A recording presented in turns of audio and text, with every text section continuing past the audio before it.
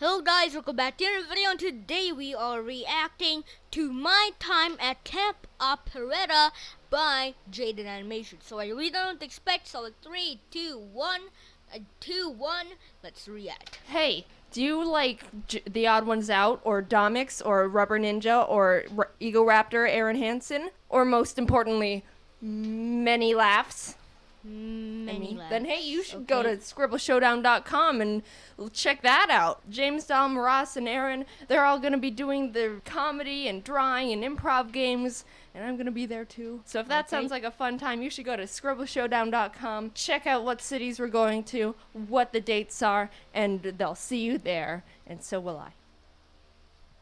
My mom put me in a lot of extracurricular activities when I was growing up, like I've mentioned before. And one I haven't talked about yet was the summer camp called Camp Operetta. When I was the ripe age of 8, my mom decided I wasn't enough of a versatile super child yet, and it was time for me to dip my toes into the showbiz puddle that is musical theater. I did piano and stuff, but I've never been interested in the performing arts. So when my mom asked me if I wanted to do this Camp Operetta thing during the summer, I was like, okay.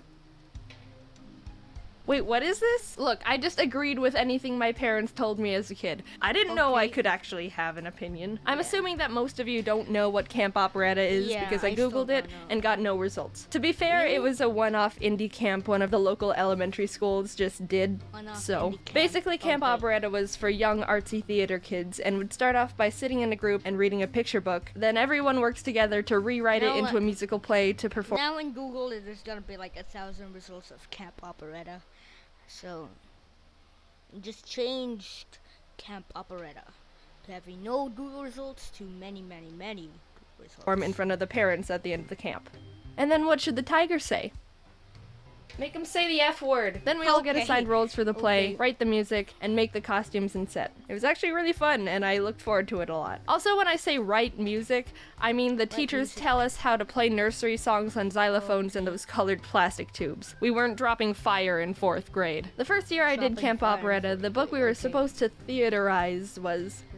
I can't remember. I just know it was about a bunch of animals in the jungle, and I wanted to land the role of cheetah because I thought cheetahs were cool. And obviously, I'm the best cheetah out of all you losers. She wasn't the main character, but I've never been a main character kind of guy. I'm the I can't cope with #1 spots because the expectation, spotlight, and stress is enough to break me kind of guy. So that's why I'm always happy to sit at, like, #2 in most things. It proves, hey, I'm talented and hardworking enough to land an important and high-up role without complete judgment and pressure of being at the top with everyone waiting for you to mess something up. Bit of a depressing life hack for you guys. Spoiler alert, I nailed the audition and reeled myself in the role of cheetah. The catch was there were too many kids in the camp for the amount of characters in the play, so what the teachers decided we'd do was assign 2 people per character, and then halfway through the play, switch out casts. The girl who landed Cheetah 2 was this one girl who I don't remember the name of, but I thought she was super cool because she only had one arm. It's a good thing the teachers didn't care that the 2 kids who shared a role didn't have to look similar because they'd either have to dye her hair dark brown and make her look Asian somehow, or chop one of my arms off. We made masks out of paper plates, painted a jungle scenery on big sheets of paper for the background. I think the costumes were made of paper too. Look, they didn't have much money. I remember one day I decided I wanted to bring my favorite stuffed animal to camp with me and show him off to the other kids. It was this stuffed mouse I got at a bookstore I named Raoul, spelled R-A-O-O-L-E, because that was 8-year-old me trying my best. I brought out Raoul during lunch/break time, and we all started playing with him. We stood in a big circle and tossed him hot potato style to each other, and after a few minutes of this, I went to go use the bathroom real quick. Raoul's always been really special to me because he was the first purchase I made completely on my own without my parents' permission. At the end of the school year, if you read enough books and took a little test to prove you read it, you'd get to go on a field trip to a bookstore. And I, being the bookworm I am, barely scraped in by reading the bare minimum amount of books to make it. In a desperate attempt to make the cut in time, I even requested a bunch of random book tests. In some miracle, I'd guess enough answers right to pass and get points for. It was pathetic, and it worked. Hell yeah, suckers! I totally earned this trip. Woo!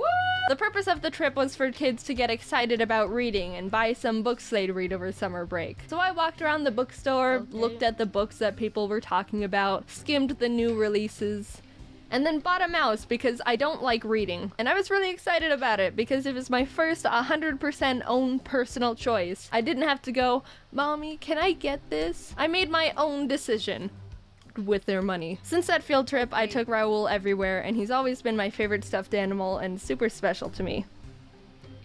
Hey, we ripped his foot off. So in the literal 2 minutes I was gone taking a pee, the kids got so rambunctious that they ripped Raoul's foot off, and all the frickin' beans were spilling all out the gash hole. What the frick, you barbarians! I immediately put Raoul back in my bag, upside down, so no more beans spilled out. But I wasn't really that upset about it. For some sixth sense reason, while I was in the bathroom, I actually thought to myself, they're gonna rip him open somehow.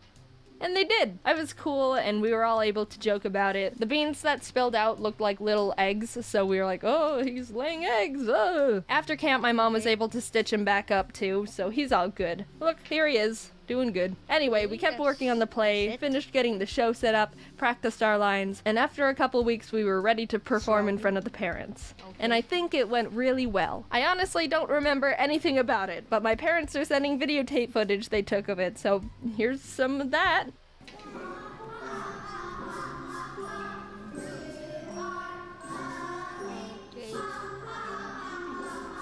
But that's not the end of Camp Operetta. I went again next year, and this time we did a play on the rainbow fish. The story of a special fish with shiny rainbow scales, and no one wanted to hang out with him because he wouldn't give them what makes him special. And the only way he felt like he could be happy was to give away his specialness to the fish that only wanted to leech off his beauty. Setting aside the controversial morals of the book, we got to work turning it into a play. There weren't as many kids this year, so we didn't need to share roles. I ended up, again, with a semi-main character. The seahorse. Now, hardcore rainbow fish stans are probably saying, "Wait, there's no seahorse in that story." And you're right. As a group of kids, we decided to completely create a new character in the story because we liked seahorses. And that was the cohesive moral story about acceptance and loneliness. Can we add a seahorse? Make him say the F word! During the music learning part of the play, the teachers... The random kid 1 is always saying say the F word.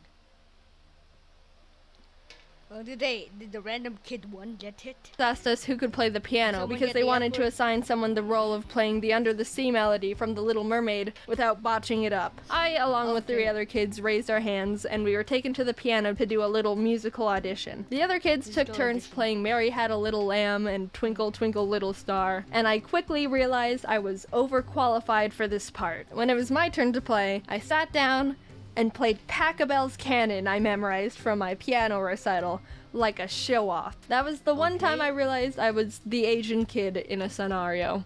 I got the part. The night of the play, we got into our costumes. Mine was made out of a towel with the bottom rolled up to look like a seahorse tail. I thought the costume was actually really cool, but a problem arose when I was in the middle of my final lines in the performance. I had a solo part where I was supposed to build hype for the ending of the play, then raise my arms up at the end to deliver the lines that induced the big finale. But as I was saying my lines and getting ready to raise my arms up, I realized the bracelet I was wearing was caught on one of the towel strings. I started freaking out because this was the big finishing move for my character. It said in the script, "Seahorse raises both arms, blah blah blah blah blah." This was the big moment, and it's gonna be ruined because my costume is a towel. I was wiggling my wrist in all directions and trying to get my arm free as time was ticking down quickly. Finally, I delivered the last line and could only raise up one arm.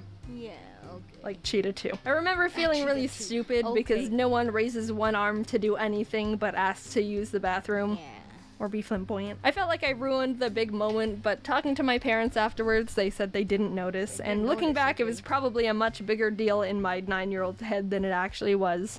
I still feel like that was one of my biggest failures in life, though. See, that's exactly why I don't like main roles in anything. A prime example of self-fulfilling prophecy. And that was my time in Camp Operetta. No, I didn't do it a 3rd year, because they didn't have enough money or participants, so they had to shut it down. I told you they didn't have much money. You will be forever missed, Camp Operetta. You made my summers more fun, and my Raoul's foot all janky. Who knows if I would have became a theater kid if Camp Operetta... Okay, see ya guys. I'm gonna wait till 10 minutes because it's so close to 10 minutes, okay? Let's stretch it out a little bit.